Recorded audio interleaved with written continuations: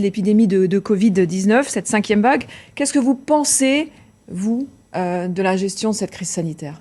Oh là là, je me garderais bien de donner des leçons et je trouve que les médecins dans l'ensemble parlent trop. En tout cas, je pense que ça fait partie de la perturbation de beaucoup de gens, c'est d'entendre des tas de sons de cloche de la part de gens qui ne sont pas forcément spécialisés. Il faut quand même être très spécialisé. Moi, avant que cette crise ne commence, si vous voulez, l'infectiologie, c'était vraiment un domaine à part. Aujourd'hui, tout le monde est infectiologue. Il y a 65 millions de virologues en France. C'est bizarre. Voilà, donc moi je ne voudrais pas ajouter à la confusion. Je pense que dans l'ensemble, les choses ont été plutôt bien gérées ici.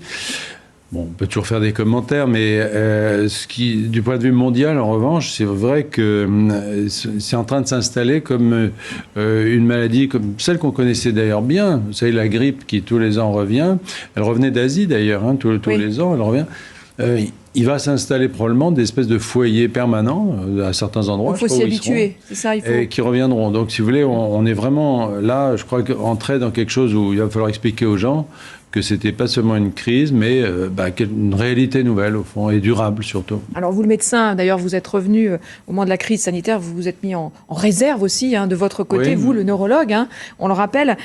L'hôpital à bout de souffle, déjà, le plan blanc déclenché dans la plupart des hôpitaux. Qu'est-ce que toute cette pagaille vous inspire? Vous avez dit, j'ai connu les beaux jours de l'hôpital public, à l'époque, après la réforme de Bray. Aujourd'hui, vous devez être un peu nostalgique de tout ça. C'est pas tellement mon tempérament d'être nostalgique, mais c'est vrai quand on compare à quand j'ai commencé mes études, donc la réforme de Bray, ça avait complètement donné, je veux dire, un nouveau souffle à l'hôpital avec la réforme, ce qu'on appelait hospitalier universitaire. On rapprochait les facultés des hôpitaux, des chefs de service très jeunes. Enfin, c'était vraiment une période très dynamique. Aujourd'hui, c'est vrai que les hôpitaux, si vous voulez, ont été d'abord dépassés avant la crise par leur rôle social. C'est-à-dire que, si vous voulez, c'est de plus en plus des lieux où se déverse non seulement la maladie, mais la misère, l'exclusion, voilà.